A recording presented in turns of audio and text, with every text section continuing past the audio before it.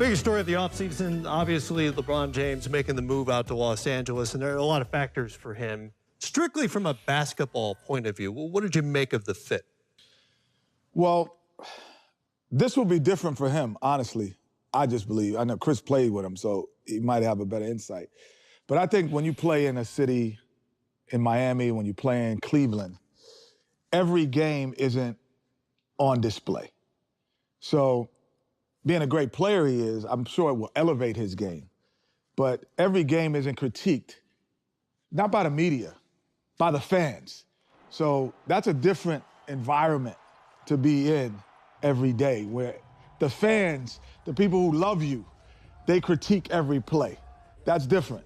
So he's gonna have to, I think, adjust to that part where people who love him will not like him in the next hour, then love him again and not like him in the next hour. It's usually the media that does that, where he's been.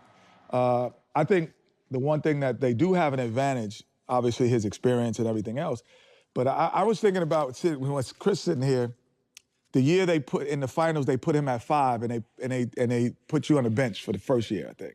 You came off the bench for like a couple of games and he played the 5. Coming back from injury. Yeah, coming back from injury. And he played the 5. In the Western Conference, he could do that. He can move to the 5 and make those centers real uncomfortable. Interesting. How do the teammates fit? You played with LeBron, obviously. Yeah, I mean, I think they have an interesting bunch of guys. Rondo, the young guys. I think is handling how to be a Laker. I think for him, for LeBron, he's going to have to adjust from East Coast basketball to West Coast basketball because there is a difference. It is a lot faster. They're young guys. Are they going to be able to handle the spotlight? Because you know that thing changes, especially with a superstar like LeBron in LA. They're automatically going to be put on a pedestal. So are their young guys going to continue to get better? Are they going to compete every night? Are they going to go and earn their wins? And that's always a huge factor. You know, I think about like Kyle Kuzma. He has to have a good year because that scouting report, when that scouting report comes out, it's a totally different story. Right, yeah. You know what I mean? So it's a lot of, tangibles that they have to deal with. But I think if they can put it together, it'll be very, very interesting. And just like you said, Kenny, LeBron at the 5, I mean, if they find the right 4 around that, I mean, that's pretty good. I mean, who knows what they could do? My first year I made the All-Star team, we in New Jersey, and, everybody's in the locker room joking around, laughing. And then Dr. J walked in, right? And when Dr. J walked in, everybody just kind of stopped laughing. He didn't say nothing, right? He just walked in the room, but everybody just kind of fell in place. So I look at, like, the chemistry of the team, with all the different, attitudes or whatever that they brought together. LeBron I think the biggest challenge for him, will he be able to blend the attitudes and the personalities together to make it one team, right? I think he has the ability to do that.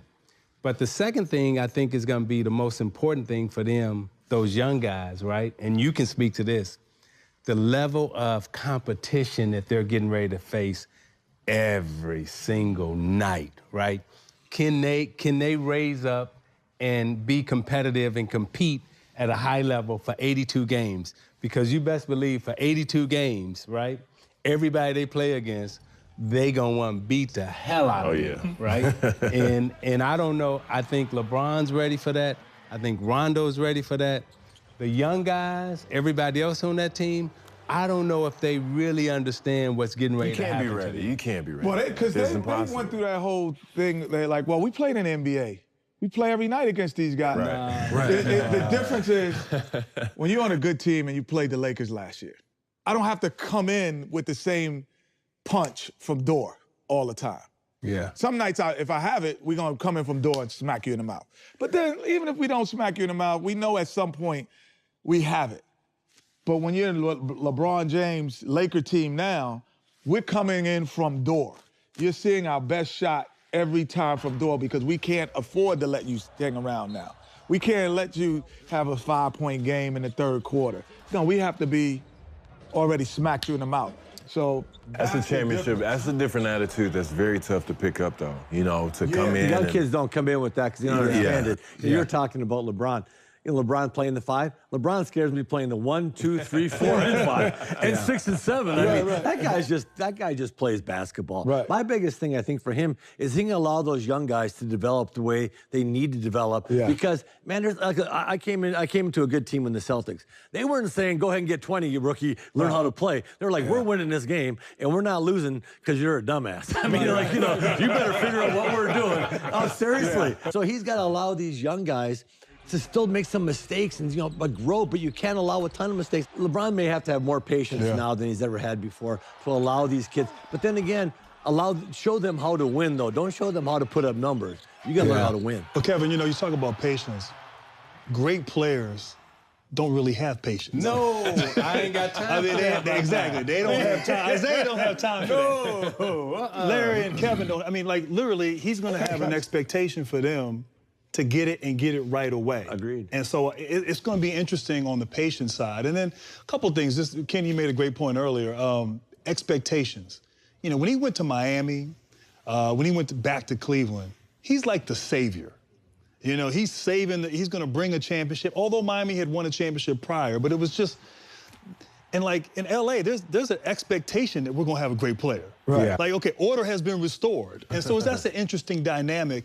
But then also, too, just like you said, playing with guys now who all of a sudden, a team that didn't have good shooting last year, and you don't surround him with good shooting. Right. Everywhere he's been, he's had good shooting around him. And then, you know, Chris and Dwayne and then Kyrie and Kevin, they were all all-stars when he joined forces with them. So they understood that responsibility of being an elite player. These young guys around him in LA, they have potential, but they're a long way from being at that level. So patience, to your point. It's going to be interesting to see how he manages this season and manages this team. And then, Chris, I got to ask you a question, because I thought that year that he came, you guys all joined forces in Miami. Mm-hmm. I thought until you played in Cleveland, until you went to Cleveland, it seemed like you guys didn't have an attitude of who you were. You didn't know who you were, you know, with LeBron. Yeah, well, I think it all just came in like, yeah, this is going to be fun. We're going to win basketball. Then we come in and get together. We've got our play calling. We've got everything down. And you get in the atmosphere. You can't hear anything. We're not a team yet. Yeah. We don't have, it's something that and especially me coming from Toronto, I didn't experience that stuff. Maybe LeBron and Dwayne did, but me, I was kind of stuck in the headlights a little bit. So it took at least 20 games to get that adjustment. And by then, by the time we came to Cleveland, we saw how the difference is in between being liked and disliked. And I mean a capital diss on there. One of the interesting things, and you guys know how Lakers fans are. Right. You know, patience is not in their vocabulary. No. You know, so they want to win now. The fans and the fan base, they're going to expect winning now. They're not going to have time for patience, and it does take time, Man, look, you know, for teams to gel. I've always been the man next to the man. I needed a guy that was impatient, that would look down at the bench and go, Rudy, take him out. Yeah. Tell the coach to take him out. Like, to me, that's what a superstar is. Like, he doesn't have that patience. So now I'm on my antennas are up, I'm focused in, I'm locked in every possession. So now it raises my game playing with a guy like Kevin McHale, Isaiah Thomas, Grant Hill, Chris Bosh. That raised my game. Then there's guys who, when they get put on the spotlight and impatient by the superstar, they wilt. They move back. They don't want to be part of that. Some guys next to the man want that responsibility but just can't get it, and they need somebody to push them, and some guys don't want any of that. Well, if you don't like the spotlight, being LeBron's teammate in LA doesn't seem like the place to be. Oh, no.